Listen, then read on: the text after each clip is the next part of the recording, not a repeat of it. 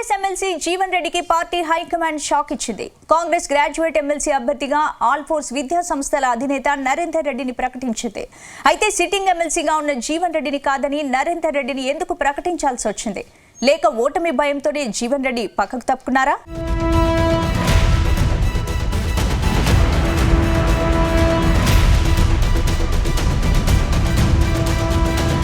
తెలంగాణలో మరో ఎన్నికల సమరం షురూ కాబోతోంది. మరో నెలలోనే ఒక గ్రాడ్యుయేట్ ఎమ్మెల్సీ సీటుతో పాటు 2 టీచర్ నియోజకవర్గాలకు ఎన్నికలకు ముహూర్తం ఫిక్స్ అయింది. ఇప్పటికే కమలం పార్టీ 3 స్థానాలకు అభ్యర్థులను ప్రకటించడంతో అధికార కాంగ్రెస్ పార్టీ కూడా గ్రాడ్యుయేట్ సీటు కోసం తమ అభ్యర్థిని ప్రకటించింది. అయితే ఈసారి కూడా సిట్టింగ్ ఎమ్మెల్సీగా ఉన్న జీవన్ రెడ్డినే అభ్యర్థిగా నిలబెడతారని అంతా భావించారు. ఇటీవల జీవన్ రెడ్డి అభ్యర్థిత్వాన్ని బలపరుస్తూ టీపీసీసీ పెద్దలు హైకమాండ్కు ఓ తీర్మానాన్ని కూడా పంపించారు. కానీ అనూహ్యంగా జీవన్ రెడ్డి బరిలో నుంచి తప్పుకున్నారు.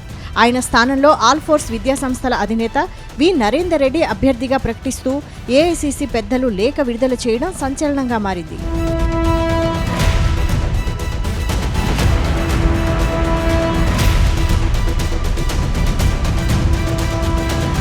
ప్రస్తుతం సిట్టింగ్ ఎమ్మెల్సీగా ఉన్న జీవన్ రెడ్డి పోటీ చేసేందుకు ఆసక్తి చూపించడం లేదని టాక్ వినిపిస్తోంది. ఇటీవల Jagtial BRS MLA doctor Sanjay Congress పార్టీలో చేరాక సీఎం రేవంత్ రెడ్డిపై జీవన్ రెడ్డి గుర్రుగా ఉన్నారట.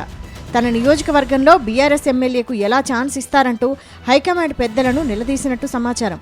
అంతేకాదు తాను భవిష్యత్తులో ఎన్నికల్లో పోటీ చేసే ప్రసక్తే లేదని అధిష్టానం పెద్దలకు తేల్చి చెప్పారట. అయితే జీవన్ రెడ్డి పోటీకి నిరాకరించడం వెనుక ఓటమి భయం ఉందనే చర్చ నడుస్తోంది. అందుకే ఆయన పోటీ నుంచి తప్పుకొని నరేందర్ రెడ్డికి అవకాశం ఇచ్చినట్టు టాక్ వినిపిస్తోంది. అయితే గ్రాడ్యుయేట్ కోటాలో కాకుండా ఎమ్మెల్యే కోటాలో ఎమ్మెల్సీగా ఛాన్స్ ఇవ్వమని కోరడం ఇందులో భాగమేనన్న ప్రచారం జరుగుతోంది.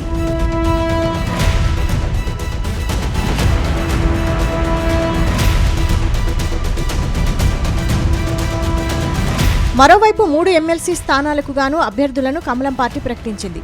కరీంనగర్, నిజామాబాద్, ఆదిలాబాద్, మెదక్ గ్రాడ్యుయేట్ ఎమ్మెల్సీ అభ్యర్థిగా అంజిరెడ్డి పేరును ప్రకటించింది. అయితే ప్రతిపక్ష పార్టీ ఉత్తర తెలంగాణలో మంచి పట్టున్న బీఆర్ఎస్ మాత్రం ఎమ్మెల్సీ ఎన్నికల్లో పోటీ చేసేందుకు ఆసక్తి చూపకపోవడం చర్చనీయాంశంగా మారింది. అయితే బీజేపీ, కాంగ్రెస్ తమ అభ్యర్థులను ప్రకటించి ప్రచారం మొదలుపెట్టేశాయి. కానీ బీఆర్ఎస్ మాత్రం ఇప్పటి వరకు తమ పార్టీ తరపున ఎమ్మెల్సీ అభ్యర్థిని ప్రకటించలేదు. దీంతో ఎమ్మెల్సీ ఎన్నికల్లో బీఆర్ఎస్ పోటీ చేయకపోవచ్చని ప్రచారం జరుగుతోంది.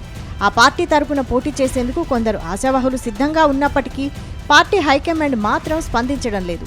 అయితే ఎన్నికల్లో పోటీ చేసి ఓటమి పాలైతే పార్టీ పరిస్థితి మరింత దిగజారే అవకాశం ఉందని హైకమాండ్ భావిస్తోందట. అందుకే పోటీకి నిరాకరిస్తున్నట్టు తెలిసింది.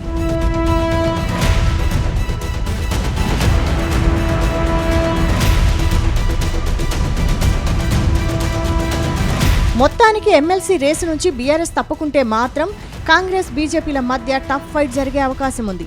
అయితే రాష్ట్రంలో కాంగ్రెస్ పార్టీ అధికారంలో ఉండడం, సిట్టింగ్ సీటు కావడంతో ఆ పార్టీకే గెలిచే అవకాశాలు ఎక్కువగా ఉన్నాయనే టాక్. అలాగని కమలం పార్టీ వీక్గా ఉందని చెప్పలేం. తెలంగాణలో బీజేపీ కూడా శరవేగంగా విస్తరిస్తోంది. ముఖ్యంగా యువత, నిరుద్యోగులు చాలా మంది బీజేపీ పార్టీకి అభిమానులుగా ఉన్నారు. దాంతో ఎమ్మెల్సీ సీటులో బీజేపీ గెలిచినా ఆశ్చర్యపోవాల్సిన అవసరం లేదు. మొత్తంగా ఎమ్మెల్సీ ఎన్నికల్లో ఏ పార్టీ జెండా ఎగురుతుందో తెలియాలంటే మాత్రం మరో నెల రోజులు ఆగాల్సిందే.